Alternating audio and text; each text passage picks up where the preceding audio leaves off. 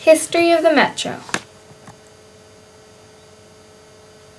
by Ignacio de la Maza, Isay Bárcena, and Felipe Avogadro. Early stages. In the 1800s, the population of London was over 3 million people, and it kept on growing. A great transportation system was needed to move around those large masses. The visionary who solved this issue was Charles Pearson. He presented an idea of an underground train that used steam to move around the city in 1845, called the London Underground. In January 9 of 1863, the metro was finally inaugurated. The first stretch measured 6 kilometers, nearly 4 miles, and ran between Paddington and Farrington Street. Since then, the use of the metros revolutionized the way cities all around the world worked.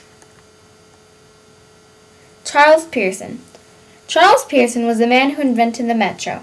He was born in October 4, 1793, and died in September 14, 1862. In 1846, he proposed the idea to the city corporation. Later, in 1860, he successfully raised £1 million and proceeded to build his innovation throughout the city. Needs. People have always had a need for transportation. London was in a desperate need for a better, more efficient mode of transportation. The streets were overcrowded with cars and buses.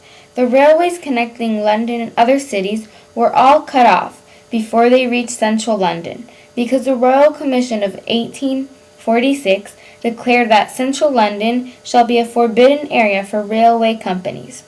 A method of linking the mainline stations of Paddington and Euston, 2.5 miles away, as well as King's Cross and Euston, 0.5 miles away, was needed, and Pearson's plan could satisfy this need. These 3 places needed to be linked because they were the main stations and needed a fast way to get to each. London Underground also satisfied the needs for a cheaper way to move around. Since the higher class lived in the city, the others had to live farther away due to space issues, making it harder to get to their jobs and sustain their family. The metro allowed to get from one side of the city to the other. The metro served everyone, from every class. With the metro, they could easily get around their city and to their jobs. In the picture, the green pin is Paddington Station, the pink pin is Euston Station, and the blue pin is King's Cross Station. These 3 places were finally linked through the metro. Resources. The most important resource that led to the invention of the metro was money. Charles Pearson had to raise the money for his innovation by private companies through the City of London. In 1852, he helped set up the City Terminus Company to build a railway from Farrington to King's Cross. The plan was accepted by the City of London, but the railway companies were not interested, which made them struggle. The companies were not interested because the metro was such an expense, they were scared it wouldn't work out and create a loss of money.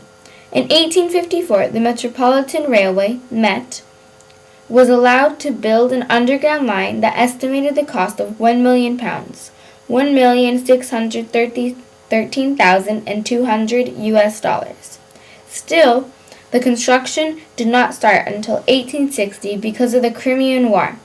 The construction was done by the cut and cover method, which is basically making a trench and then building an overhead surface.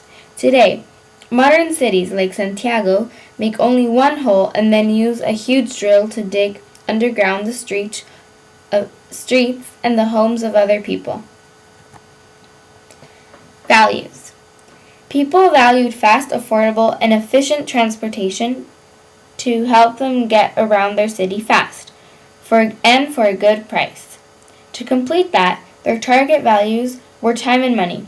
First, Metro fulfilled time by making the streets no longer as crowded, so any mode of transportation you took, especially the metro, would get you to your destination on time. It was affordable for everyone, and the people who could benefit from the metro the most were the lowest paid workers, because they had a pre-6 a.m. cheaper train. Taking the metro was cheaper than buying cars and paying for bus fares all the time. making it more affordable to the poor workers. This led to the adoption of the metro because the City of London valued satisfying its people. Bibliography. Thank you.